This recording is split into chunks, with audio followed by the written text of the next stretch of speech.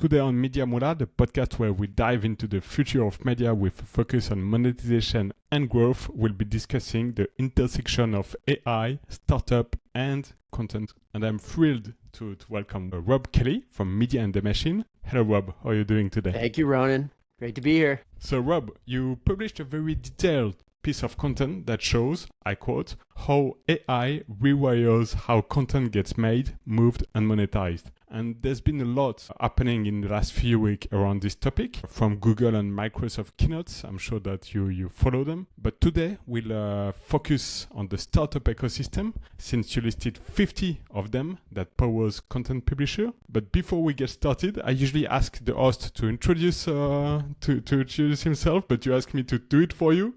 So I'll do my best. I'll do my best, but please feel free to correct, to add anything you'd like to mention. So Rob, you're a content and tech guy. You founded several tech startups, and now you run a great content business called Media and the Machine, where you explore the intersection of AI and content and publishing. You're also a publisher in a way that you have a newsletter called Daily Doc, where you show a great documentary to watch. So yeah, you say in the article actually that you're a content guy. You've always been a content guy. So why did you get started with Media and the Machine? And great name, by the way. I love it. Oh yeah, I love Media Moolah too. Sounds like we got similar thinking on alliteration. So yeah, and I did. It's funny. I used being a content guy in the intro of one of my articles, and it seemed to resonate with some folks. And the through line in my life has been content and tech. Everything has been related to that. One way or the other wasn't planned, but I've always been a content guy. I've got probably 1,000 Google alerts on content I'm interested in. I wake up reading newsletters. I read 2 newspapers a day. I like reading content about content to get real meta. I love documentaries. And as you mentioned, Daily Doc is a creation email newsletter I started a couple years ago. And so that's my main through line and focus. That's probably where I have the most to offer and share for other folks interested in those topics. And I believe you're soon to launch a podcast as well. Yeah, so Media and the Machine is the name of the newsletter I write that analyzes where AI and content meet right in the intersection. And that's a Substack newsletter right now. And we're going to launch a podcast under the same brand. I say we, it's me and a virtual assistant, mostly me. Heather, my virtual assistant, helping out in a bunch of places. And yeah, I'm about to interview my first guest tomorrow. So I'm going to be doing what you do. Perfect. So I'll put the link in the description if the podcast goes live before this one. That will be great for people who want to know more. So yeah, based on your post, and again, I will put the description so in the link in the description. You published great piece of content. Actually, I was impressed with the top 50 AI startups that are powering content publishers. So you've listed them in different categories, but the category where we will spend most of our time today is licensing and monetizing, because you have strong opinion on that. So can you tell us a bit more about what's happening on that front? What's the state of the AI startup on licensing and helping publishers monetize their content? Yeah, I mean, the reason I'm interested the most in that category at the moment, or have been, is that I am a content guy. I know a lot of content folks, and the big question for folks in the content industry, and by content, I'm including anyone who creates content, owns content, media companies, you name it. That's a pretty big category. But of course, many of them are scared about AI. And, at the end of the day, they just want to be able to continue to make a business out of their content. So I think anyone in the middle, these companies that are involved in helping to license content, monetize it for the content publishers. And obviously then they're going to have to work with AI companies for the most part.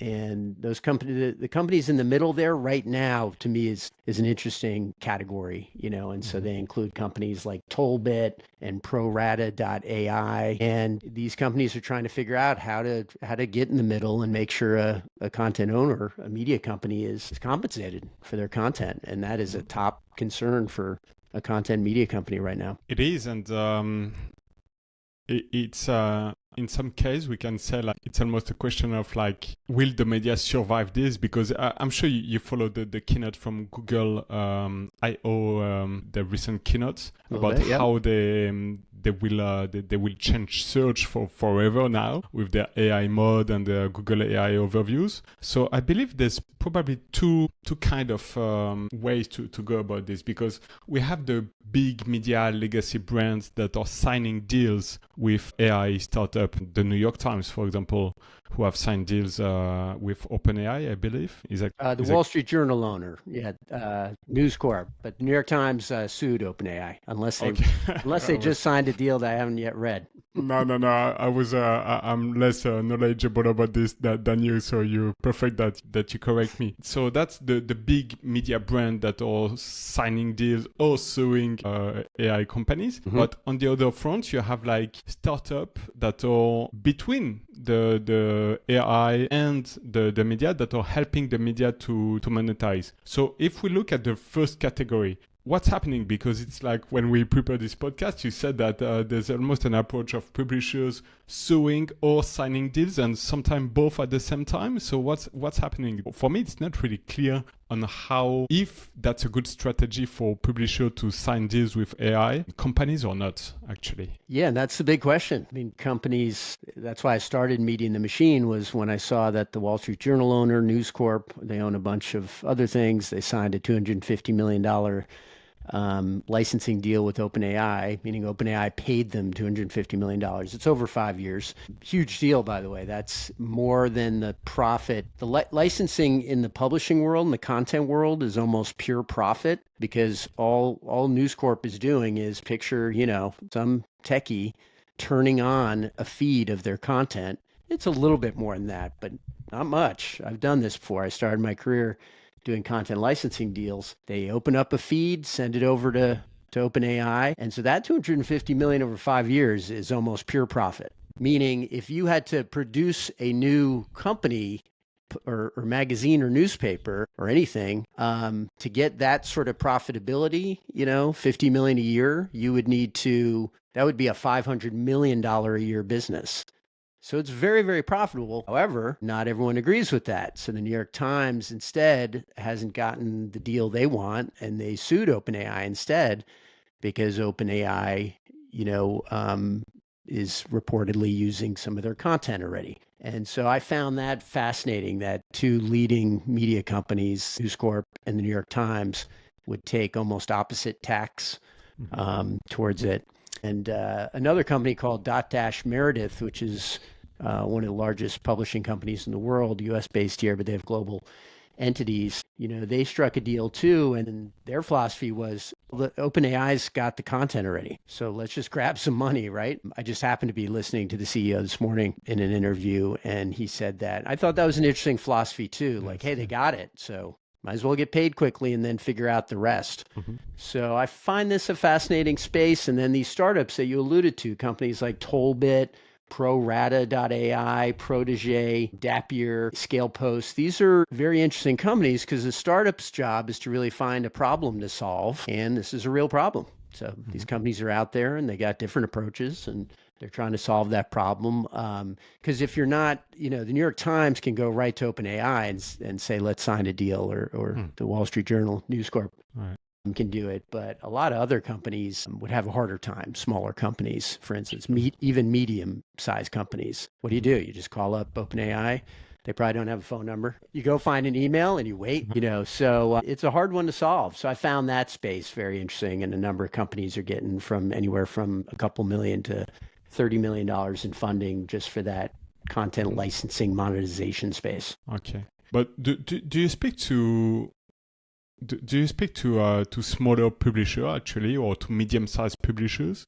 Is there like a clear direction, or is that like one day I wake up and I want to sign a deal, and the other day I wake up and I'm like unsure? And because I feel like there's a lot of uncertainty and there's no clear direction. We don't know actually if it's a good deal or not, if you should. Blocking your content doesn't seem to work, exactly like Neil Vogel explained. I believe I listened to the same interview that you did.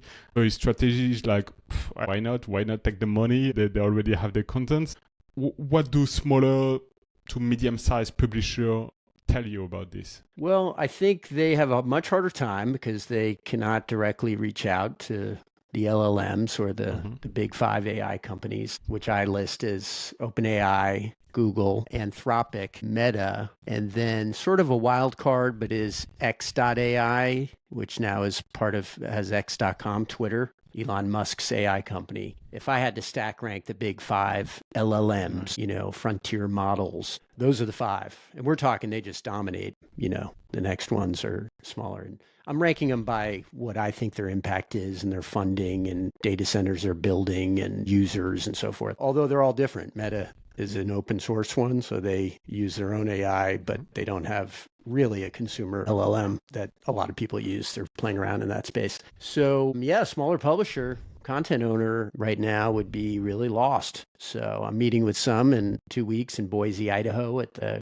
couple of conferences, and we'll be sharing, we'll do breakout sessions where we'll be sharing best practices on this. But, there are some good basic rules. I mean, one is that just plow forward and test things out. And for instance, I'm allowing any LLM to index the content I create for Media in the Machine and Daily Doc, my documentary newsletter. I don't know that that's the right move, but I want to learn from it, see what traffic I'm getting, and go from there. But there are also ways to gate your content. So if you have paid content that you want your users only to pay for, you could gate that, and that's a lot easier to block, from the LLMs.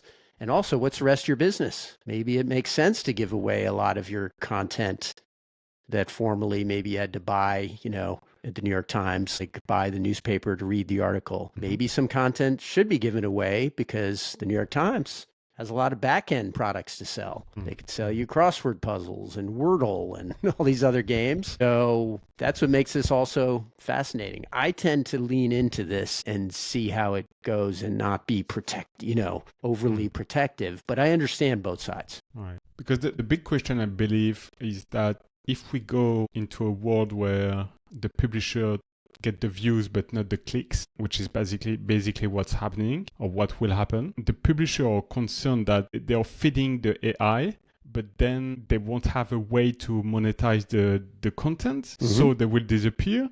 And who will feed the AI if the publisher disappear?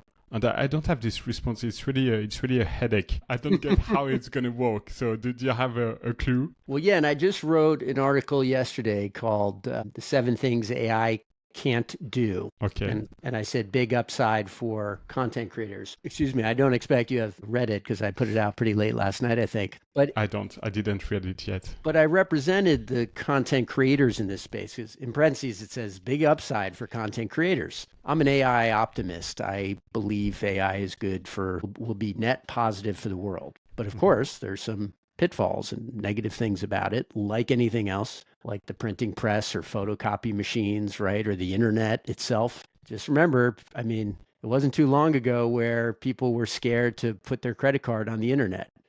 Like it would get stolen, right? That's only back in 1994 when the commercial web started. I can remember that. I was there. So anyway, I wrote things like for content creators, some things to focus on that AI cannot do. Taste. So actual having taste, something that you can recommend that that others haven't checked out themselves, like AI just cannot do. Like truly, what's the best chicken vindaloo dish? I like Indian food. AI could go and get some summaries and recommendations and things and try to synthesize it together. But if you're an Indian food lover, you're going to want to talk to someone who knows Indian food and get their recommendation from them personally, if it's important enough. So, taste is one, firsthand experience, someone who's actually done something with their own hands. AI cannot do that, right? It cannot have a firsthand experience. That's a human thing. So going to the new restaurant that just launched, created some Indian food, chicken vindaloo, AI cannot go and visit it. It could later synthesize it, but a human is going first, right? So if you're that first one, then you win. Or breaking news, AI cannot yet do that. Maybe someday there'll be video cameras everywhere feeding into an AI and it'll be able to report on a crime that just happened. But for the foreseeable future, breaking news is something reporters will do, human reporters, and then analyzing the impact too on, like if there's a fire in the neighborhood, AI will soon be better at reporting on the fire. The human has to do it first, but then AI is quickly going to have a summary of 10 articles reporting on the fire. But there'll be a local reporter who says, here's what it means to the families displaced, and here's what it means to the restaurant, hopefully not an Indian restaurant serving chicken vindaloo, that was around for 20 years. What's the impact on the restaurant? Those are things humans can do almost exclusively better than any machine. So those, and creating communities and live events, they're things that humans can do. So that's my recommendation to content owners and content creators. Focus on the things that AI cannot do, because AI is going to steamroll. It's inevitable. There's never been a technology this big that didn't steamroll and become ubiquitous, except for nuclear.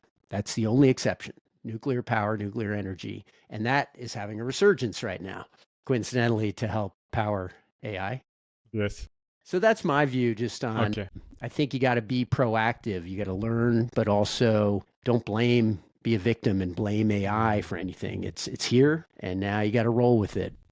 Just like when the photocopy machine was around, the worried, pessimistic content creator would say, someone's going to photocopy all my newsletters. Okay, well, sure, they can do it, but what can you do differently, right? So it's easier said than done. And I believe there's no response again for big media business or smaller publishers, because the smaller publishers, we could argue that they're more agile, they're leaner, they can move fast, but they don't have the resources of the big media businesses. The big media businesses have the resources, the connection. They can go to OpenAI, for example, but usually they are huge, enormous organizations, so they tend to move slower. So I believe if we take a step back and learn from what you just explained, it's almost like you have to reinvent the way you organize a media business to make sure that you stay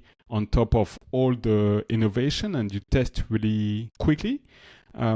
Have you seen any media companies doing that really well? Where they test quickly? Yes, test quickly, iterate, and just approach with lean setup inside the organization. Yeah, I'm trying to think of who comes to mind. I mean, there's a company called Creator Science that's a community of creators. So I happen to know it because I'm in that. And, it's run by a husband and wife, but, this is a nice business, $1 million a year business, right? And they launched a little AI bot that answers your basic questions about the community, and it does it immediately. So you don't have to ping the owner anymore, whose name is Jay, and his wife. They just had a kid too, so it's kind of nice. I could just ask, it's got a cute name, I forget what it's called, but I'll find it in a moment. And you could just ask it instead, for instance, a question like, is it appropriate for me to post a new piece of content in your community, right now? And it will, Tubi is its name, Tubey. Okay. And now I could just ask Tubi. So it's a small little thing that this $1 million a year content business is offering up, and they're dabbling in it. In terms of the big boys, I am impressed by Dotdash Meredith. So the interview with their CEO that I was listening to, that maybe you caught too, it was on the Rebooting show, which I think highly of. And their CEO, they're getting down into granular things like their recipe content. If their recipe content is all taken by AI, like stolen, in some content companies' view, then what would they do? Like, how do they compete? And they've got they're sitting around strategizing about new recipe products. And it turns out that people really want a human, to put their neck out on a recipe. This is what the largest recipe maker, content maker, Dotdash Meredith, believes, that they want real columnists and the recipe originator to put their neck out. Whereas if you go to ChatGPT, you can ask for it, get a recipe on anything, but it doesn't say who gave it to you. And so you're sitting there trusting it. That might be okay for some quick dishes, but it's not going to be okay if you're making dinner for 10 of your closest friends or Right. a wedding, right? Mhm. So I think the companies that are thinking that way, that AI is inevitable and that things are going to change and focus on what you do best. You know recipes better than anyone else in the world. AI is not going to beat you at recipes. That's more for the content side. Mm-hmm. In terms of monetization, because you said like, for example, you can build communities and creator science. I believe I know the website as well. I've seen it a couple of times. Which one? The creator science. Yes, Is yes. that, yeah? J. Klaus. Yeah. So that's great because they have like a strong community, but do you think like it's replicable or it's relevant for, let's say, a big B2C consumer media brand and they want to diversify? So we talked about the content side, but they want to diversify their revenue because the programmatic and the ads revenue are shrinking and it's not a viable business model anymore. So they want to diversify their revenue. What can they do in the age of AI and again with all the new things happening right now? How would you advise a media company to diversify the revenue? Well, I think the AI content licensing is one. So that is some pure profit to sort of get you, as they're studying what to do for new products, new media properties. Because AI is new, any content or media company would want to think of an AI property, right? I mean, how to use ChatGPT, Mm-hmm. how to use any LLM and so forth. You can create new properties and new products, a new way to, if I were someone who's been around for a while, let's say in the B2C case, do you have someone in mind? Because I could speak to it directly, like a business to consumer media company. Well, for years I've been following a website that's called Apartment Therapy. Apartment therapy, uh-huh. Yeah, yeah. What do Because I they what do was they what do they focus on? they're focusing on home decor, home organization, and I believe they are the biggest website about this topic in the US. And I was in the same niche when I was a B2C publisher, so I was really inspired by what they're doing. They're quite keen on innovation as well. They launched like a kind of forum on the website. They launched communities as well, I believe. They're really huge on content commerce, so they're quite innovative to me. Yeah, so I'll give you one example. I mean, they've been around. I'm looking at their site now. They've been around 21 years, it looks like. So they've got, 20 million people around the globe. Amazing. Think of all the content that they're sitting on, and the reach they have also with audience, but all the content that they're sitting on from all those years that they can start to plug into AI. And even though others might have taken that content or trained on it, some other AI LLM companies, there's a bunch of content they have that didn't make it live or is behind a paywall, right? And so forth. Feed that into a giant prompt and start asking what products they could make from that only they know, and only they know the questions to ask too, right? So, for instance, they might look back and say the 100 in the past, they might not have been able to do this. They might now be able to say, here are the 100 best designs of a home in Oakland, California. Great article. Maybe they have 10 designs, 20, 50, 100 over their 21 years. AI is not going to produce that article. It doesn't exist yet. So someone would have to know to go to ChatGPT and ask for that, and then maybe they'd get some answer synthesized. But they, here in your case, apartment therapy, could put their neck on the line and say, hey, we've been around 21 years. Here are the best designs in Oakland, California. And by the way, not only that, if you want, sign up here for $50 and you can have champagne cookies and a tour in person of those homes if you're in Oakland. And what can you do? You could do that with every city they've ever done. Totally new business. I had never heard of apartment therapy. It took me 10 seconds to come up with probably a pretty good idea. And they would probably have however many cities they've covered, thousands of new articles that they could write, and a new business line if they took the tour idea, right? Which again, AI cannot do. I'd be thinking hard about what AI cannot do. So they know what question to ask. That's the thing. AI doesn't know what question to ask in the domain. They're waiting for the question. And some people don't even know that question is doable. Although I'm pretty sure if you looked up, you'd see a lot of people Googling like best design homes in Oakland, right? But tiny, maybe 10 a month, 20 a month, but take it across the world. So that's the kind of philosophy I have, at least, about what a content media company should be doing. Interesting framework. So that's for like today or tomorrow action. But in the long term, if we try to project ourselves, maybe in a few years, what do you see happening in the space? Because I read some article about like pretty pessimistic about like the fall of media. No more media brands. For sure. So you read this kind of headlines too, but you said that you're an optimist. So I'm waiting for you to share some optimistic point of views on that. Hopefully, in the long term, like in 2 years, 3 years, 5 years down the line, what do you see happening in this space at the intersection of AI and content? Yeah, I mean, just like apartment therapy, it came. It looks like editor in chief here, Charlie Penn. I don't know if Charlie's a man or woman or was the founder. Oh no, Maxwell Ryan launched it in 2004. So, Maxwell knows his stuff, and Maxwell can come up with these new ideas and things that AI cannot do. By the way, AI, as I said, could be a tool to create the new content for Maxwell. You don't even need an in-person tour. By the way, you could have it virtual, of course, and have some of the tools that you mentioned in that article of the 50 best startups in AI that I wrote about.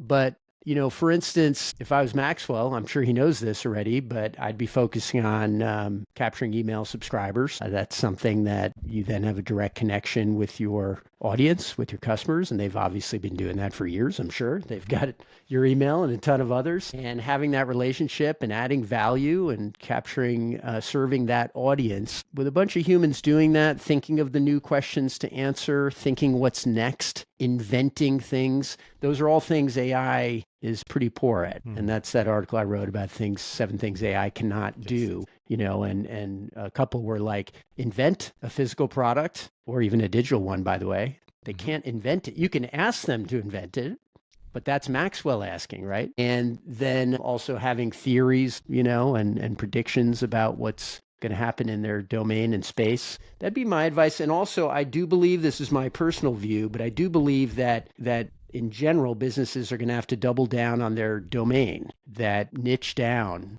to really truly own.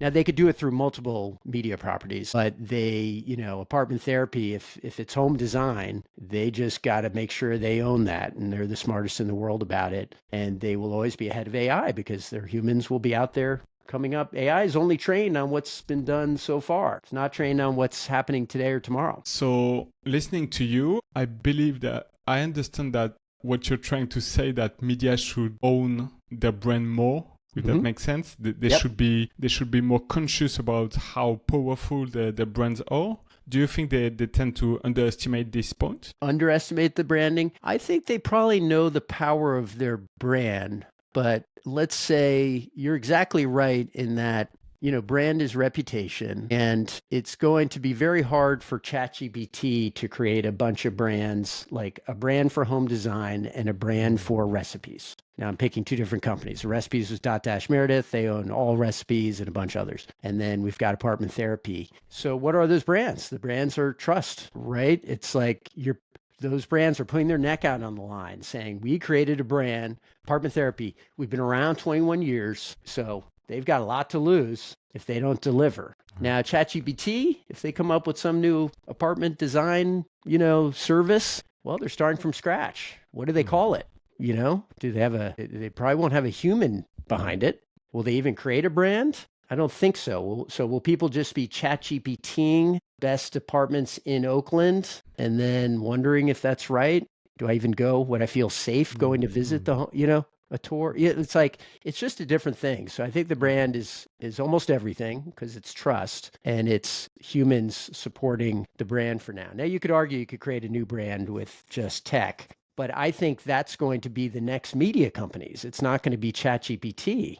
What are the odds ChatGPT is going to nail a recipe brand and beat Dotdash Meredith? I put it close to nil. That's something you mentioned actually when we prepared this podcast. I don't know if you remember, I have a note here saying that in the long-term aspect of things, you said that you predicted that some legacy media brand will be launching new brands powered by AI. Is that what you mean? Just what you were saying before? Is that in the same category, or do you want to extend on that and explain what you? Oh yeah, I mean, I'll give you. This is a great example. I'm trying to think of the other tool he used. I don't have permission to use my friend's name, but I'll give you two examples. So there's someone named David Cross who's going to he is creating a pure podcast for children purely through AI. And I've already listened to it and it's amazing. It's audio only now. The video one needs a little work. The video AI is not up to snuff to create like the images and things in the way he would like. The audio is just close to perfection, and he's able to create now a new property using purely AI. Well, how much money did he save doing that? He doesn't have to hire voiceovers, right? It was just like an avatar doing it. He was able to feed in special audio clips, and I only listened to one episode, but I'm interviewing him tomorrow, so I'll know more. That's one example, a podcast he created purely from AI. Well, that's a new brand, a new media property that could take off. The second one is I've got a friend who's a guru and he sells Excel tips, like spreadsheet tips, right? He teaches people how to do spreadsheets, Excel better. Well, he's no longer, he used to be up live and recorded, and you could picture he's got a screenshot of Excel and he's teaching you how to do it, pivot tables and all that stuff I'm horrible at. Well, he now told me he doesn't have to show up. His voice is handled by 11 Labs, one of those startups that I mentioned earlier. And then the video, I forget which tool he uses, another AI tool. He doesn't have to show up. Now, I used to run a business of gurus, personalities, and we paid a lot of money to those people to show up. They were making probably almost half the money of the brand, because their name was in the brand. Well, this guy can now take off, and they could just create everything without him. The only thing he does is he still gives the topics. He just suggests the topics. But I'm talking 5 minutes a week he could spend. So what would that do to a new media brand? I'd be looking at how AI can help create new things and also lower cost of creating a new product or property. You want to look at both of those, like be testing both areas. So the question that arises, of course, like if we are talking about the declining cost of producing content, there's a big risk of anyone will do content and the quality will lower, but I'm sure it's not your view because you're an optimist again. No, the quality will lower. And there'll be more content out there. So there'll be a lot of crappy content. Absolutely. However, there's also going to be, for every Avatar, that movie, I don't know if you're a fan of Avatar, but James Cameron makes, Avatar. Well, they're now going to be in the future, they're probably going to be in the next 10 years, there's probably going to be 10 James Camerons. So there'll be 10 Avatar-like things made by AI that you and I are talking about. But there'll also be a crap load of really poor versions of that using AI to generate a movie. So a couple things. One is congrats to the next 10 James Camerons. That's exciting. He'll probably be one of them because he's really into AI. But then who's going to help sift through all the junk? That's a human. All the AI generated junk content. Well, humans can be saying, don't go to these 50 movies. Go to these 9 new ones that are like James Cameron. So that's another opportunity, right? So curation, I think, will become more important than ever. And you mentioned this earlier, but I really believe strongly in this. I have a theory. Again, by the way, that's in my things that AI cannot do. Have a theory. AI cannot have a theory. So I have a theory that AI, everyone's worried about losing traffic from Google, because Google's using AI and they make the little summaries, AI summaries, and I totally get it, right? You would say, okay, well, my content's kind of worked in there, synthesized, and now no one's going to click through, as you said earlier, so the clicks to content websites might go down. Here's my theory. AI is going to be so powerful. We're all going to be walking around with, glasses, contact lenses, things in our ears, all sorts of devices. OpenAI announced a device, right? Or partnership with Joni Ive from formerly Apple iPhone fame and MacBook too, which is what I use. They're working on it over at OpenAI. I don't know if theirs will win. Google's working on it. Meta's working on it. They're all working on it. Apple, surely, this is their one area where Apple could win because they're losing in AI across the board almost. But they could win in this because they have the trust with new devices. My view is there's going to be so many devices out there, Ronan, that ping 10, 100 times as much as today. It won't be people Googling something. It will be a flow of constant needs of new content. So you and I will be taking a walk in a conversation and have sunglasses on, and I might have an earpiece, and suddenly I'm going to say, you're going to be like, well, what movie should we see? And we're, live, I'll say, tell me the best movie nearby. And that's going to ping, the movie theaters, ping reviewers, and help us decide what movie to go to. And it'll do it in a way that in the old days, we would have waited to take out our phone or go to the desktop. But this will be so easy that it'll be 10 or 100 times as much volume out there. So that's my view. Again, I'm an AI optimist. But that is my view that AI is so huge, it's going to create so many more opportunities and so much more traffic from these AI devices. Last topic for today, the intersection of AI company and advertising. That's a great one. So you have strong feelings about this as well, strong conviction, I believe. So I will ask the question, will AI company sell ads? I think they will because it's easy money, but I'm not sure that's the winning approach. So, look, OpenAI is the most important AI company. I will argue, though, that Google has really caught up. Yes. They don't mess around. They've got a much larger army of AI engineers and researchers. I recently wrote about the top 10 documentaries on AI. OpenAI is mentioned in one of them. Google and DeepMind are all over them. They did the AlphaGo that beat, the Korean player and then the Chinese player afterwards. And they, have done the AlphaFold with proteins. They're just, this is an army. Google, Google's going to be right there. But anyway, so interestingly, Google has made its money 90+% from advertising. Facebook, they're in the big 5 of AI companies, 90% of their money from advertising. However, Apple has not. They've stood firm and they don't make money from advertising. And they have a lot of trust from people too. So they have a huge opportunity to do something in AI without subsidizing it with advertising. And then OpenAI, the big question is, will Sam Altman, he's said he doesn't like ads. More strong words. I think he said, I hate ads. And so the big question is, will Sam Altman sell advertising, approve advertising on ChatGPT? And I think it's easy money. However, I think it's not the only way. I think what OpenAI is doing is they're building so much value that they could make enough money. And interestingly, one way they could make their money, a couple ideas. One is they can sell subscriptions like they're doing already. I think they could sell agents also. So you and I would buy an agent for the movie, finding a movie. Maybe it's $1 a month. Oh, just go get me the best movie nearby in Oakland, that Ronan and I like. But also, now that they're going to do devices, this is the reason that Apple hasn't had to sell ads. They have devices to sell on the back end. You could argue it's their front end, but they make their money from devices. So OpenAI could really be the best of both worlds. They could be like Google without the advertising, which means their answers could be more pure, and they could subsidize it, in my view, with a bunch of other things. If Sam Altman goes for advertising, I think he's blinking, and he's giving up an opportunity to be a once-in-a-lifetime company, not just success-wise, but a company with soul, which Apple comes to mind as a company with soul. Steve Jobs would not sell advertising, and if he was doing something in AI, he would not be doing this. He would have bought OpenAI and Sam Altman earlier because Sam Altman loves Steve Jobs.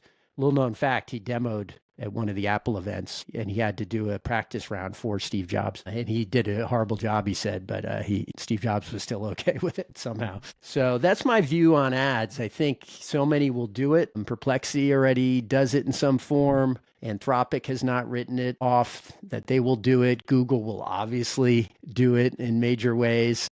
And the big question is OpenAI, Meta, of course, OpenAI and Apple. What are they going to do with advertising? And I sure hope they steer clear of it. It'd be great. So you hope they steer clear of it for what reasons exactly? To keep their soul, as you say, to keep it Keep clean your soul. Or to... Well, there's a business argument too here, which is you align your incentives. So right now, if you're Google and you make 90% of your revenue from advertisers, who's more important, the user Googling or the advertiser? I asked this question of an early Google guy once, and he said the user back in the early days, because he said without the traffic, Rob, there'd be no advertising. I'm not sure that's still the answer. I do not think that's still the answer. I can't name who it is, but he knows who he is. So on OpenAI, that's the easiest one to look at. If you can align the incentives with back to you and I buying an agent, right? And or a subscription. I pay $20 a month for ChatGPT Plus or whatever that thing's called. I think it's Plus, yeah. You know, they want to please me to get the $20 renewed. They want to make me happy. They're not looking at, you know, Samsung or someone trying to advertise on their platform. Google is. Google has that conflict of interest. So the incentives are aligned right now for ChatGPT. That's what you get, a pure experience right now, right? That's one of the nice things about it. You just get answers. It's lovely. And Apple, same thing. You're not using any part of Apple and having to see some weird sponsorship or advertisement. You just get it. That's my view. Wishful thinking, but I really do think it's an opportunity because also OpenAI, if they play it right, they're going to be so big that they won't have to worry about giving up that advertising revenue that Google gets. And if they do advertising, it'll be more like an agent. I think it'll be selling a subscription model for an agent, building their own things and selling them. I really hope they steer clear of what we think of as advertising. Super interesting. I've read as well that Sam Altman hates advertising, but in an interview, and I can't remember which one, well, I shared it in my newsletter, he said that he's not fully against affiliate deals. He said that, but it was really a tiny, small part of the interview where the interviewer was asking him what he thinks of advertising. And he said, oh, if we recommend a product and we get a cut on it, or if we sell it, I think that's cool. So I'm kind of quoting. I tried to put the link in the description. Yeah. So it's interesting to see that he doesn't want to do traditional based advertising, but he's not against perhaps a performance kind of advertising model. But that will be interesting to see how it plays out in the coming month and year. Yeah. I mean, have you gone to Amazon recently and tried to comb through the results? You know, it's almost more sponsored than regular results. I immediately I just ignore the sponsored results on Amazon. They didn't have to do that. I think they lost some of their soul there. Now you can argue, hey, they're going to use all that advertising revenue and invest it to make Amazon better. OpenAI can make that argument, but some companies have stayed away from it and are doing okay. Well, to close, I have a kind of a breaking news, Rob, because I mentioned that New York Times signed an AI deal. And Did they just do it? You corrected me. It's not with OpenAI, but today apparently they signed a deal with Amazon for AI licensing deal, which is interesting. So yeah, I just Google it and it shows on the news. So we were both right. Yeah, but you made 5 the right hours choice. ago. Yeah, you're keeping up. Well, and you know what's interesting about that? We'll have to dig in. Is that Amazon has done very few of those deals. So OpenAI has been the leader in doing these content licensing deals. So it's very interesting that New York Times picked them. And I'll be really curious to pick through all the details of that to get what learnings there are. So Rob, thank you so much for your time, for your insights. That was really interesting. And I'm sure like you're part now of the publishers or the people I follow for my, for getting in... Getting up to speed with all the AI announcements and all the thing happening in the publishing world, in the media business world. So we'll definitely keep in touch. And I read your recent article that you shared as well. If people want to know more or to get in touch with you, what's the best way? Yeah, real simple. Media and the Machine is newsletter, currently on Substack, but it also has its own homepage. If you just go to Media and the Machine. And if you love documentaries for fun, I recommend documentaries over at dailydoc.com. DOC is short for documentaries. Here in the States, that's the term we use. I know other places call them docos and documentals and all sorts of things, but docs is what's called here. So I do that for fun. So Media in the Machine and Daily Doc. And through Media in the Machine, do you offer like consulting, or do you advise media businesses as well? Is that part of your offering? I'm starting off with just following my curiosity and trying to be helpful and with content and serving folks. But Substack has an interesting option where you can charge people. I wanted to give away my content for free, but I did put in, I just am starting to test out an expensive option where if a media company has a problem to solve and they want to get an hour of my time, I would sit down with them and talk to them. I think it's $750 or something like that, and they get access to some of my spreadsheets. But mostly I did that. I don't think it's going to be it's not for money making. It was actually my philosophy is if someone's willing to plunk down $750 to spend an hour with me and my spreadsheets, they probably have a very serious problem to solve. And I wanted to uncover those. I wanted to learn what those problems were, because the problem is more valuable than the $750. The problem from someone with deep resources that they're experiencing is the more valuable thing. So maybe I should make it free and just do, hour with Rob or half hour. But I just don't have that much time. I'm a dad. I got a 9-year-old and a couple newsletters to publish. So I'm testing it out. And that's the fun part too. Substack and all these other platforms have interesting little different features. And so I'm dabbling in those. Super interesting. Okay. Thank you so much, Rob. And thanks, Ronan. Congrats on your podcast. Thank you so much, and congrats on your next podcast that will be will be live in the next couple of days. Okay, keep in touch. Bye bye. All right, bye for now.